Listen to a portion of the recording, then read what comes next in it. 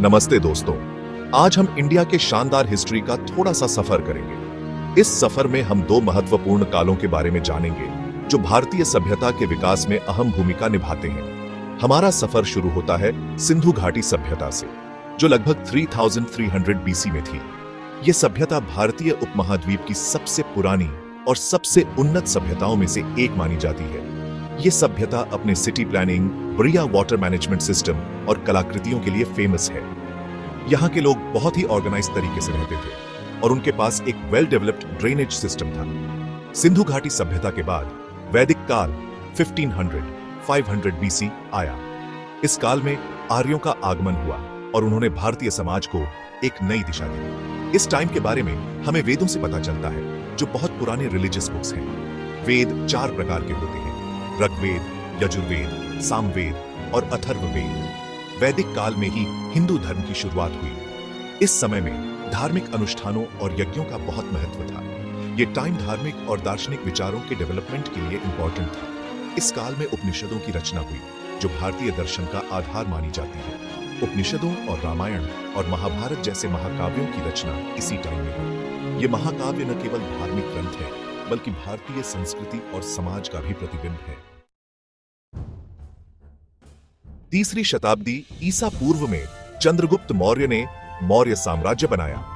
चंद्रगुप्त मौर्य ने अपने साम्राज्य की नींव रखी और इसे एक विशाल और शक्तिशाली राज्य में बदल दिया। यह साम्राज्य अपने पीक पर अशोक महान के टाइम में था, जिन्होंने अपने शासनकाल में साम्राज्य को और भी विस्तारित किया। अशोक ने बौद्ध धर्म अपनाया और अहिंसा का प्रचार किया। उन्होंने अपने राज्य में शांति और धर्म का प्रसार किया। मौर्य साम्राज्य के खत्म होने के बाद गुप्त साम्राज्य 4ठी-6ठी शताब्दी ईस्वी आया। गुप्त साम्राज्य ने भारत को एक नई ऊंचाई पर पहुंचाया। गुप्त काल को इंडिया का गोल्डन एज माना जाता है। इस समय में कला और संस्कृति का अद्वितीय विकास हुआ। इस टाइम में कला, साहित्य, विज्ञान और गणित के फील्ड में बहुत ज्यादा तरक्की हुई। इस समय के विद्वानों ने महत्वपूर्ण ग्रंथ लिखे और नई खोजें की। गणित के क्षेत्र में भी महत्वपूर्ण योगदान दिया गया, जिससे भारत की विद्या और विज्ञान में एक नई क्रांति आई। 7वीं शताब्दी में इंडिया में बहुत सारे राजपूत राजवंश आए। ये राजवंश अपनी संस्कृति, परंपराओं और स्थापत्य कला के लिए प्रसिद्ध थे।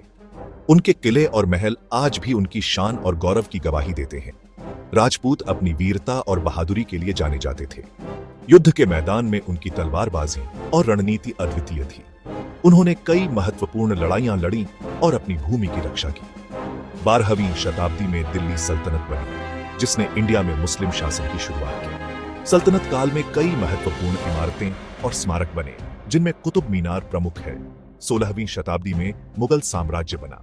मुगलों ने भारत में एक नई संस्कृति और प्रशासनिक प्रणाली की नींव रखी।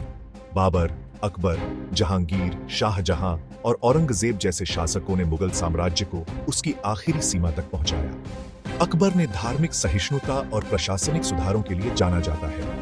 मुगल काल को कला, वास्तुकला और साहित्य के फील्ड में कुछ नया करने के लिए जाना जाता है। ताजमहल, लाल किला और फतेहपुर सीकरी जैसी इमारतें मुगलों की स्थापत्य कला का उत्कृष्ट उदाहरण है। मुगलों ने साहित्य और संगीत में भी महत्वपूर्ण योगदान दिया।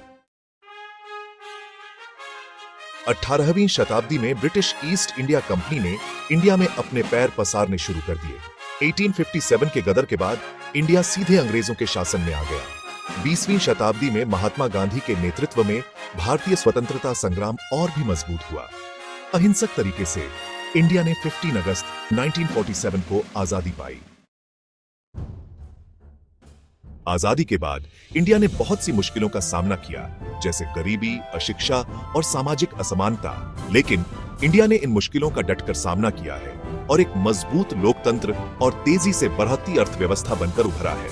इंडिया ने विज्ञान, टेक्नोलॉजी, अंतरिक्ष अनुसंधान और बाकी फील्ड्स में बहुत तरक्की की है। इंडिया का इतिहास विविधता, संस्कृति और उपलब्धियों से भरा हुआ है। ये महान देश अपने अतीत से सीखते हुए और अपने लोगों की ताकत पर भरोसा रखते हुए एक शानदार भविष्य की तरफ बढ़ रहा है।